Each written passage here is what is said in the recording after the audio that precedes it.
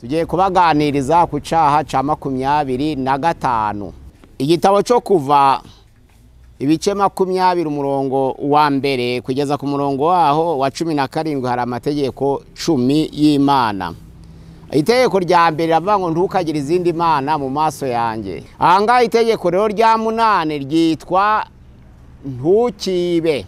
Ubundi abagerageza gutanga ubusobanuro ryo kwiba bamwe babyise ngo nukwimura. Bashaka gusiga amavuta icyaha cyo kwiba babyita kwimura. Mu gihe cya zayiranizasiyo bavuze ko umuntu wiba nujana mu mahanga, ariko uyibye mu gice kimwe cy'igihugu akajana mu kindi ntabwo aba yibye. Nuvuga ngo uwibye Igoma akajana igisangani ntaba yibye kuko byose biribwa n'abazayirwa. None uwibye Kigali akajana igisenyi byose kuko biraribwa n'abanyarwanda, ngo ntabwo yibye kuko byose bigiye gufasha abaturage b'igihugu. Ariko sibyo, kwiba bisobanura gushikira ibintu bitari ibyawe, gushikira ibintu bya mugenzi wawe bitaguteganiriye cyangwa bitakugenewe. Uwiba se cyangwa nyina maze akavuga ati si icyaha, uwo ni mugenzi w'umurimbuzi. Nuvuga ngo abantu benshi ntabwo bashobora kwiba kure cyangwa mu miryango itari yawo, ariko abantu benshi babigize akamenyero ryo gufata ibya bene wabo, ibya bakuru babo, iby'ababyeyi babo. Ijambo ry'Imana riratubwira ngo nufashe ibya se atabihawe ni umujura, nufashe ibya nyina atabihawe ni umujura. Ahangaha rero turareba ubwoko bw'ubujura. Harimo ubwoko butatu mu bujura. Ubwoko bwa mbere ni uguterura bita vore. Ugafata ibintu bya mugenzi wawe biri mu nzu ukabijyana mu nzu yawe, cyangwa ugafata inka z'ubusho za mugenzi wawe ukazijyana. Harimo no kunyaga, hari igihe byafatanya no kunyaga kuko umurusha imbaraga, ariko gufata ibitakugenewe byose nubwo waba ari ukunyaga kubw'imbaraga uri umujura. Ubujura bwa kabiri tugiye kureba ni ubujura bwitwa nabwo ni ukwiba ariko mu rwego rwa trisheri.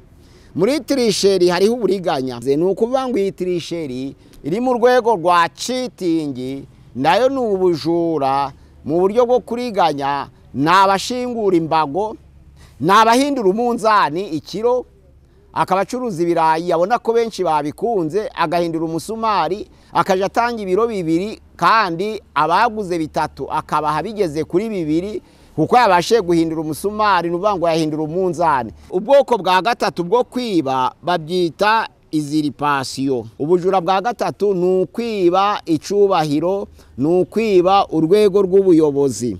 Ukagenda uri kuvuga ngo ndi pastere utariwe, ukagenda uri kuvuga ngo ndi meya utariwe. Ahangaha nabyo birahanirwa, babyita icyaha cya iziripasiyo, kwiha umwanya utari uwawe. Abantu bamwe bashobora kugera muri Tanzania ya buri cumbi akita izina ritari ryo kugira ngo bamwakire mu cubahiro cya rya zina yavuze. Yavuze ngo ndi representa wa Goshene mu Rwanda, bakamwakira mu izina rya representa kandi atari representa. Icyo gihe nawe abaye umujura mu rwego rwa gatatu rwitwa iziripasiyo, kwiba. Kwiba birahanirwa. Umujura ndaza kwiba agaterura, yamara guterura agafatirwa mu cuho, cyaba inka, cyaba amabati, cyaba amafaranga, cyaba andi matungo, cyaba ibikoresho byo mu nzu, agafatirwa mu cyuho. Uwo ngo akwiriye kuriha, ariko ntafatirwa mu cyuho. Ijambo ry'Imana riravuga ngo azabikube 2. Ahangaha rero ingaruka yo kwiba hari umuvumo. Noneho rero nk'abakristo ntabwo dukwiriye kwishyuza nk'abapagani abatwibye. Niba umuntu yakwibye inkimwe agafatwa. Gusenga everyday, gusenga buri munsi. Nusenga uzanesha, nunanigwa gusenga uzaneshwa. Senga. Mana turagushimiye, turaguhimbaje neza. Igitondo ciza, igitondo c'umugisha, igitondo c'amahoro, igitondo cyo kugubwa neza uduhaye kugira ngo tugize ishimwe ryawe kuba tugana kuri channel yo gusenga everyday. Turasenze mu izina rya Yesu Kristo kugira ngo ubutumwa bwiza bwamamare mu mahanga yose, abari kure n'abari hafi, imigabane itandukanye n'ibihugu bitandukanye, ubutumwa bwiza bubagereho kugira ngo babashe kuguhindukirira buhariza izina ryawe. Ndagushimiye Mwami ko turi kuzuza inshingano ikomeye yo kwamamaza ishimwe mu mahanga yose, duhindura abantu kuba bigishwa bawe. Turasenze kugira ngo icubahiro cyawe kiganze, urushaho kwemeza imitima ya benshi kubw'imbaraga z'umwuka wera. turakuraritse ngo bane natwe ngo icubahiro cyawe kiganze ni mu izina rya Yesu Kristo umwami wacu, amina. Abatugana kuri channel ya Gusenga Everyday turabakiriye, ni karibu. Tugiye kubaganiriza ku cyaha cya 25 gikurikira urwango, ni icyaha cyo kwiba. Icyaha gikurikira urwango cyari icyaha cya 24. Ubu tugiye kuganira ku cyaha cyitwa kwiba. Igitabo cyo kuva ibice 20 umurongo wa mbere kugeza ku murongo waho wa 17 hari amategeko 10 y'Imana. Itegeko rya mbere ravuga ngo ntukagire izindi mana mu maso yanjye. Irya kabiri ravuga ngo ntukiremere igishushanyo kibajwe. Irya gatatu ravuga ngo ntukavugire ubusizina ry'Uwiteka Imana yawe, kuko Uwiteka atazamura nk'utacumuye uvugira ubusizina rye. Irya kane ravuga ngo wibuke kweza umunsi w'isabato, mu minsi 6 uyukora, ari ukoramo imirimo yawe yose, ariko wa karindwi niyo sabato y'Uwiteka Imana yawe. Ntukagire umurimo wose ukoraho, wowe ubwawe cyangwa umuhungu wawe cyangwa umukobwa wawe cyangwa umugaragu wawe cyangwa umuja wawe cyangwa n'umunyamahanga wawe uri iwanyu. Kuko mu minsi 6 ari Uwiteka aremye ijuru n'isi n'ibirimo byose, akaruka kwa karindwi. Nizo mpamvu yahawe umugisha umunsi w'isabato akaweza. Iryo ni irya kane. Irya gatanu, ubahe so na nyoko kugira ngo uramire mu gihugu cy'Uwiteka Imana yawe iguha. Irya gatandatu, ntukice. Irya karindwi, ntugasambane. Irya 8, ntukibe. Irya 9, ntugashinje ibinyoma mugenzi wawe. Irya 10, ntukifuze inzu ya mugenzi we cyangwa umugore we n'ibindi byose. Ahangaha itegeko rero rya 8 ryitwa ntukibe. Ni itegeko rya 8 ribuza abantu kwiba. Ese kwiba ni iki? Ubundi abagerageza gutanga ubusobanuro ryo kwiba, bamwe babyise ngo ni ukwimura. Bashaka gusiga amavuta icyaha cyo kwiba babyita kwimura. Mu gihe cya Zionization bavuze ko umuntu wiba nujana mu mahanga, ariko yibye mu gice kimwe cy'igihugu akajana mu kindi ntabwo aba yibye. Nuvuga ngo uwibye Igoma akajana Igisangani ntaba yibye, kuko byose biribwa n'abazayirwa. None uwibye Kigali akajana Igisenyi byose kuko biraribwa n'abanyarwanda, ngo ntabwo yibye, kuko byose bigiye gufasha abaturage b'igihugu. Ariko sibyo, turaganira kwiba. Kwiba bisobanura gushikira ibintu bitari ibyawe, gushikira ibintu bya mugenzi wawe bitaguteganiriye cyangwa bitakugenewe. Ahangaha mu Migani ibice 28 umurongo wa 24 bavuga no kwiba ababyeyi. Nuvuga ngo ugafata imitungo y'ababyeyi batayiguhaye ukayijyana, bagukarasa mu rwego rw'abajura. Imigani 28 umurongo waho ni 24. Twumva uko atubwiye 28 Imigani umurongo waho wa 24. Twumva uko avuga 28:24. Haravuga ngo uwibase cyangwa nyina maze akavuga ati si icyaha, uwo ni mugenzi w'umurimbuzi. Nuvuga ngo abantu benshi ntabwo bashobora kwiba kure cyangwa mu miryango itari yawo, ariko abantu benshi babigize akamenyero ryo gufata ibya bene wabo, ibya bakuru babo, iby'ababyeyi babo. Ijambo ry'Imana riratubwira ngo nufashe ibya se atabihawe ni umujura, nufashe ibya nyina atabihawe ni umujura, nufashe ibya mukuru we atabihawe ni umujura. Uwo mujura ufata ibyo atagenewe, uwo mujura ufata ibyo atakoreye ni umujura. Ahangaha rero turareba ubwoko bw'ubujura. Harimo ubwoko butatu mu bujura. Ubwoko bwa mbere ni uguterura bita vore. Ugafata ibintu bya mugenzi wawe biri mu nzu ukabijyana mu nzu yawe, cyangwa ugafata inka z'ubusho za mugenzi wawe ukazijyana. Harimo no kunyaga, hari igihe byafatanya no kunyaga kuko umurusha imbaraga, ariko gufata ibitakugenewe byose nubwo waba ari ukunyaga kubw'imbaraga uri umujura. Ahangaha rero babyita vore. Iyi vore mu Baefeso 4 umurongo wa 27 kugeza 28 haravuga ngo ntimubererekere Satani. uwibaga ntiyongere kwiba, ahubwo buri wese akoresha amaboko ye akora ibyiza kugira ngo abone ibyo kumutunga n'ibyo gusagurira abakene. Ahangaha umuntu ubererekera Satani ni udakora. Iyo udakoze byanze bikunze ugomba kwiba kuko ukeneye kubaho. Uwo muntu rero ubererekera Satani akanga gukora abashaka kuba umujura. Hari mu Efeso barabivuga, ariko Abaroma 2:21 haravuga ngo hari abigisha babuzanya kwiba nabo ubwabo bakiba. Umuntu agafunga abajura nawe ubwe ari umujura. Umuntu agahana abantu biba nawe ubwe ari umujura. Uwo mujura ufata ibintu bya mugenzi we bitamugenewe ni umujura. Ubujura bwa mbere rero ni uguterura ugafata ibintu bya mugenzi wawe ukabijyana. Ubujura bwa kabiri tugiye kureba ni ubujura bwitwa nabwo ni ukwiba ariko mu rwego rwa tricherie. Muri tricherie hariho uburiganya. Ubujura bwa mbere twavuze ko ari vol, uwo muntu yitwa voleur. Ariko kwiba mu rwego rwa kabiri ni urwego rwitwa tricherie. Hari vol ni robbery, naho tricherie ni cheating. Ahangaha tricherie harimo uburiganya. Hara mu Migani 22 umurongo wa 28 twumva uko avuga. Imigani 22 umurongo wa 28. Imigani 22 umurongo waho wa 28 twumva uko atubwira.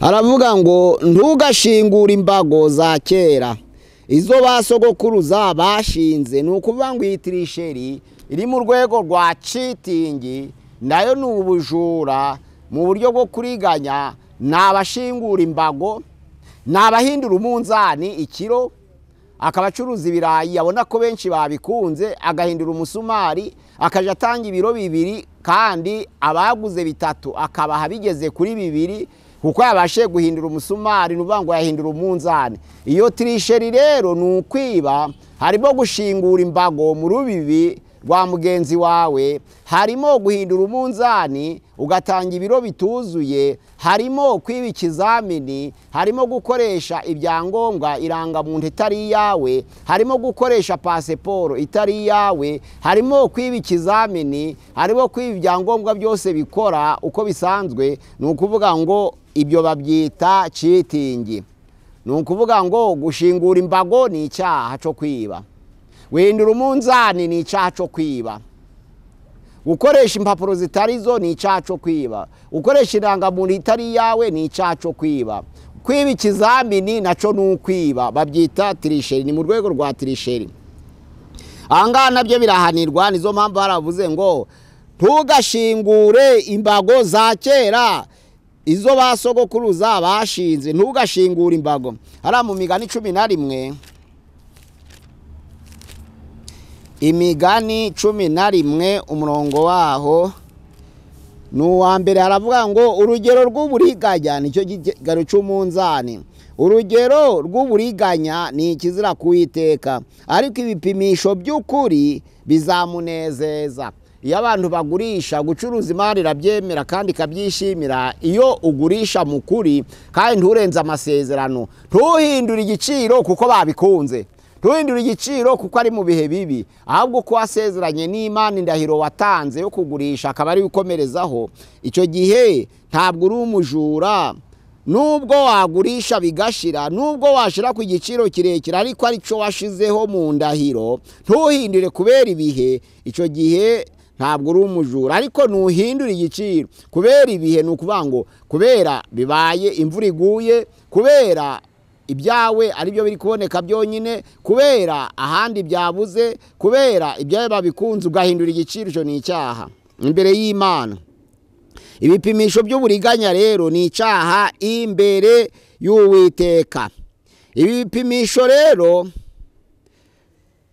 iyo wabirahiye ukabigira intego imbere y'Imana, wari ukwiye gukomezanya nabyo, ntubihindure kuko wageze mu bihe bibi. Icyacaga ubwoko bwa gatatu bwo kwiba babyita usurpation. Usurpation harimo na slandering, ni ukuvuga ngo calomniation. urugero mu itangiriro igice cya 27 itangiriro 27 umurongo waho wa 35 twumva uko avuga. Itangiriro 27 umurongo waho wa 35 aravuga hati,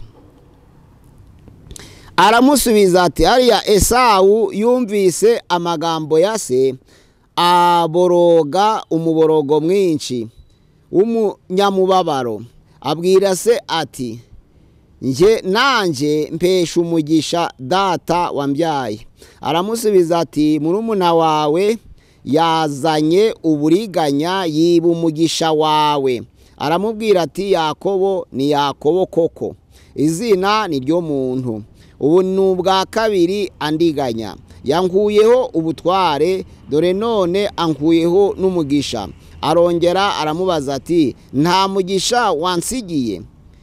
Isaka asubiza Esawu ati, dore namuhaye kugutwara na bene so bose, nabamuhaye kuba abagaragu be, kandi namugaburiye vino y'imyaka y'impeke. Nagukorera iki mwana wanje? Nagukorera iki mwana wanje? Esawu abaza se ati, nta mugisha n'umwe usigaranye data, nanje mpesha umugisha data. Esawu araturika ararira. Ahangaha ni uburiganya bwa Yakobo. Yakobo yariganyije umugisha wa mukuru we Esawu, arawuriganya.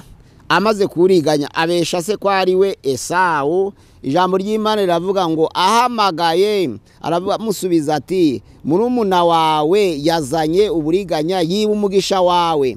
Ni ukuvuga ngo yishize mu izina rya mukuru we, aza kwaka se umugisha wari waramugenewe, ababaye umujura. Ubujura bwa gatatu ni ukwiba icubahiro, ni ukwiba urwego rw'ubuyobozi. Ukagenda uri kuvuga ngo ndi pasiteri utari we, ukagenda uri kuvuga ngo ndi meya utari we, ukagenda uri kuvuga ngo ndi komanda utari we, ukagenda uri kuvuga ngo ndi umucamanza utari we. Ahangaha nabyo birahanirwa, babyita icyaha cya usurpation, kwiha umwanya utari uwawe. Abantu bamwe bashobora kugera muri Tanzania ya buri icumbi, akita izina ritari ryo kugira ngo bamwakire mu cubahiro cya rya zina yavuze. Yavuze ngo ndi representa wa Goshene mu Rwanda, bakamwakira mu izina rya representa kandi atari representa. Icyo gihe nawe abaye umujura mu rwego rwa gatatu rwitwa usurpation, kwiba. Kwiba rero byakoze Yakobo, yiba umugisha wa Esawu arawujyana. Mu Baheburayo rero aravuga ngo ntabwo ari Yakobo wakoze icyaha gusa, ahubwo na Esawu yaragikoze. Ibice ni 12. Abaheburayo 12 umurongo waho nuwa 16 twumva uko atubwira. Aravuga ngo kandi hatabaho umusambanyi cyangwa ukerensa iby'Imana nka Esawu, waguranye umurage we umwana w'imfura igaburo rimwe, kuko muzi yuko hanyuma ubwo yashakaga kuragwa umugisha atemerewe, kuko atabonye uko yihana nubwo yabishakaga arira. Bombi bakoze icyaha rero. Yakobo yakoze uburiganya, ariko Esawu nawe ararangara, agurisha umurage w'ubufura igaburo rimwe. Ahangaha rero ubujura bwa mbere ni vore, guterura. Ubujura bwa kabiri ni trisheri, kuriganya. Ubujura bwa gatatu babwita usurpation cyangwa slandering, nuvuga ngo kwiba icubahiro nabyo ni ukwiba. Ubwo bwoko bw'ubujura rero butatu buba ku bantu mu buryo butandukanye. Bamwe biba baterura, abandi bakiba bariganya, abandi bakiba bafata imyanya ya bagenzi babo. Umuntu akiba umwanya wa mugenzi we. Ariko ahangaha kwiba birahanirwa. Usomye Kuva 22 umurongo waho wa 7 kugeza kwa 8, haravuga ngo kwiba birahanirwa. Umujura ndaza kwiba, agaterura, yamara guterura agafatirwa mu cuho, cyaba inka, cyaba amabati, cyaba amafaranga, cyaba andi matungo, cyaba ibikoresho byo mu nzu agafatirwa mu cyuho, uwo nguwo akwiriye kuriha, ariko ntafatirwa mu cyuho. Ijambo ry'Imana riravuga ngo azabikube kabiri. Twumve Kuva 22.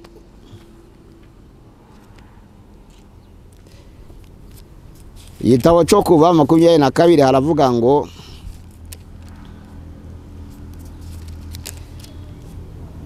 murongo wa 7 n'uwa 8. Kuva haravuga ati umuntu nabitsa mugenzi we ifeza cyangwa ibindi bintu bikibirwiwe, umujura naboneka azarihe kabiri, nataboneka nyir'urwo rugo yigira imbere y'Imana ngo arahire yuko atiyibishije ibya mugenzi we. Ahangaha aravuga ngo niba ubikishe mugenzi wawe ibintu hakagira undi muntu aza akabiterura, nuvuga ngo wa undi wabiteruye nafatwa azabyishure kabiri, abikubye kabiri. Ariko noneho nadafatwa, wa wundi wari ubibitse azaje imbere y'Imana atange indahiro ko atiyibishije kugira ngo abashe kubabarirwa. Ahangaha rero mu byo guhuguzanya byose, naho yaba inka cyangwa indogobe cyangwa intama cyangwa umwambaro cyangwa ikindi kintu cyose cyabuze, umuntu akagishingura ati iki nico nabuze, urubanza rwa bombi ruzaburanirwe imbere y'Imana. Uw'Imana izacira urubanza ko atsinzwe azarihe undi kabiri. Nukuvuga ngo ahangaha itegeko rivuga ko umuntu wibye agafatirwa mu cyuho ariha kabiri. Kwiba rero ni ibintu bibabaje cyane, kuko kwiba birogoya imigambi ya mugenzi wawe. Ahangaha rero kwiba iyo ufatiwe mu cyuho ahangaha uriha kabiri. Noneho iyo bakwibye iby'abandi warubitse ukaba utiyibishije, ijambo ry'Imana riravuga ngo zigira imbere y'Uwiteka numara urahire ucishije ukuboko mu ijosi, urahire kutiyibishije. Icyo gihe Imana izakubabarira kuko azaba atari wowe. Ariko niwiyibisha kandi wamara ukarahira, iyo ndahiro izagukoraho, iyo ndahiro izakwicisha. Ahangaha rero se w'abajura ninde? Se w'abajura ni Satani. Yohana igice cya 10 umurongo wa 10 aravuga ngo umujura ntazanwa n'ikindi n'ukwiba, n'ukwica no kurimbura. Yohana 10 umurongo wa 10, umujura ntazanwa n'ikindi ahubwo n'ukwiba, n'ukwica no kurimbura. Abantu bibaga bose rero n'abayoboke ba Satani. Yuda nawe yari umujura, kandi umwuka wa Satani wari wuzuye umutima we. Muri Yohana 12 umurongo wa 1 kugeza ku murongo wa 6, Yesu yageze kwa Mariya na Marita, none barabyimwishimira. Ariko Mariya azana amavuta y'indatira agati kitwa narada. Ijambo ry'Imana rivuga ngo ayo mavuta yaguraga idenariyo 300. Araza asuka ku birenge bya Yesu, inzu yose itamamo impumuro y'amavuta. Noneho Yuda avuze induru avuga ati mwaba bagome, aya mavuta muse ku birenge bya Yesu ntabwo mwari mukwiriye kuyazana tukayagurisha idenariyo 300 tukazifashisha abakene. Ariko Yesu kuko yerekwa agira ibi mu mutima w'umuntu, yerekwa ibiri mu mutima wa Yuda. Aravuga ati Yuda, uvuze ngo tufate amavuta y'indatira tuyagurishe amafaranga tuyagaburira abakene, ariko ntabwo ugira impuhwe z'abakene. Sinuko ukunda abakene, ahubwo uri umujura, kuko twakubikishije umufuka w'intumwa kwari kugira ngo tuyakubikishe n'ubundi ugurishe usagure. Yesu yari yeretswe biri mu mutima wa Yuda, nubanga urugero rw'umujura nyakuri Yuda. Yuda Yesu yamushingije ubujura, koko yari umujura. Yashaka kubika amafaranga idenariyo, cyo kubika amafaranga kinaza kumurandaho, kinaramwicisha arimanika. Ahangaha rero ingaruka yo kwiba hari umuvumo. Muri Zakariya igice cya 5 umurongo wa 3 kugeza ku wa 4, Zakariya, kwiba ushobora gufatwa ukishura kabiri, kwiba ushobora gufatwa ibyo wibye bikakuzanira umuvumo. Twumve Zakariya igice cya 5 umurongo waho n'uwa 3. Zakariya 5 umurongo wa 3 aravuga hati Zakariya 5 umurongo waho wa 3. Aramubwira ati uwo ni umuvumo woherejwe gukwira isi yose. Ku ruhande rumwe uhamya yuko uwiba wese azakurwaho, ku rundi ruhande yuko urahira ibinyoma wese azakurwaho. Uwo muvumo nzawohereza ni Uwiteka Nyiringabo avuga, winjire mu nzu y'umujura no mu nzu y'urahira izina ryanje ibinyoma, uzaba mu mazu yabo imbere uyatwikane n'ibiti n'amabuye byawo. Nuvuga ngo kwiba ushobora gufatwa ukishura inshuro ebyiri, kwiba ushobora kwiba ibintu bya mugenzi wawe bikagukururira umuvumo. Muri Zakariya igice cya 5 umurongo wa 3 kugeza 4, kwiba bizana umuvumo, kwiba bituma uhomba. Noneho rero nk'abakristo ntabwo dukwiriye kwishyuza nk'abapagani abatwibye. Niba umuntu yakwibye inkimwe agafatwa, fata ya nka yawe imwe, ibindi nk'umukristo, kuko birimo no kumwihanisha. Niba ari umupagani, ni umupagani n'ubundi nizo mpamvu yiba, ugomba kwishyuza ukagarurirwa ibyawe batwaye. Niba batwaye inkimwe, saba inkimwe. Hari abafata abantu umucuho, none akishyuza ibyo yabuze byose mu buzima bwawe, bati nagufatanya inka yanjye, ariko kuva batangira kunyiba mbuze inka 20. None rero ntabwo urishura inkimwe, urishura inka 20. Nawe ubaye umupagani nkawe, kuko umushaka amaronko atariyo. Ijambo ry'Imana, amategeko aravuga ngo akwishure kabiri.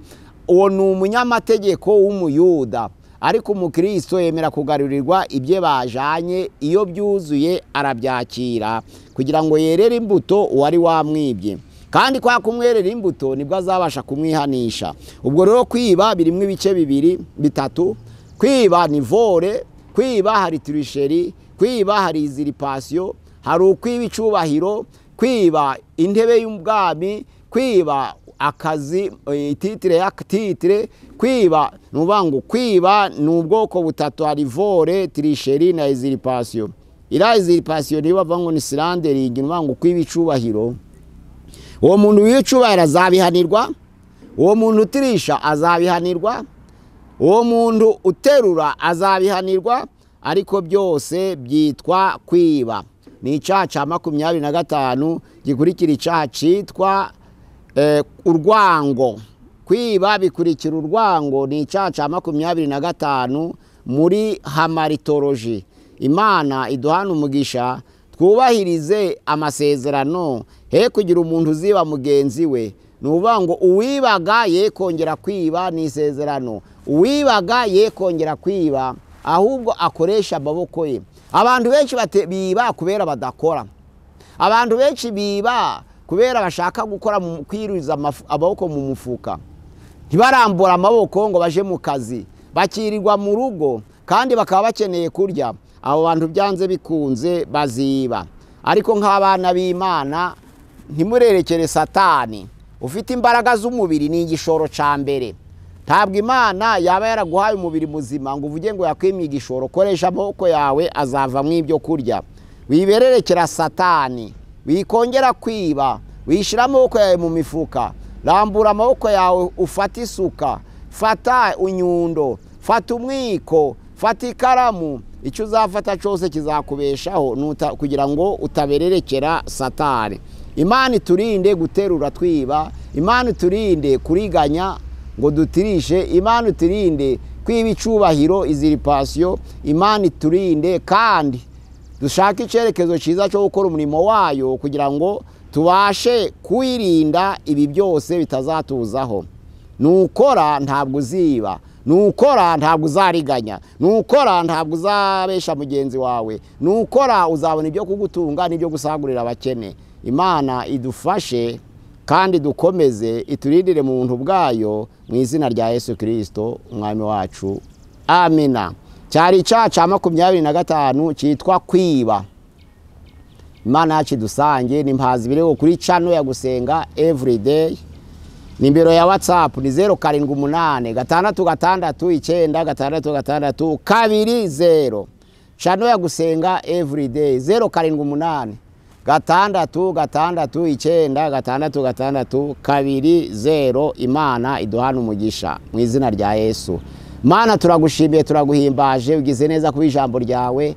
Hari amategeko yatanzwe ahabwa abana b'abantu, ijambo rivuga ngo ntukagire izindi mana mu maso yanjye, ntukiremere igishushanyo kibajwe, ntukavugire ubusa izina ry'Uwiteka, wibuke ko Yesu umunsi w'isabato, ubahe so na nyoko, ntukice, ntugasambane, ntukibe, ntukashinje mugenzi wawe ibinyoma, ntukifuze ya mugenzi wawe cyangwa umugore we. Ayo ni amategeko yatanzwe. Itegeko rya 8 ni ntukibe. Ndasabira bene data kugira ngo abari abajura bareke kuberekera Satani, abari abajura bahindukire bave mu bujura bwabo, batangire gukoresha amaboko yabo kugira ngo bazabone ibyo kubatunga, babone n'ibyo gufashisha abakene. Urakoze Mwami ko ijambo ryawe rirabageraho aho bari hose, mu bice bitandukanye, mu bihugu bitandukanye, maze abantu bose bareke kwiba, maze bazaragwa ubugingo buhoraho. Ni mu izina rya Yesu Kristo, amena.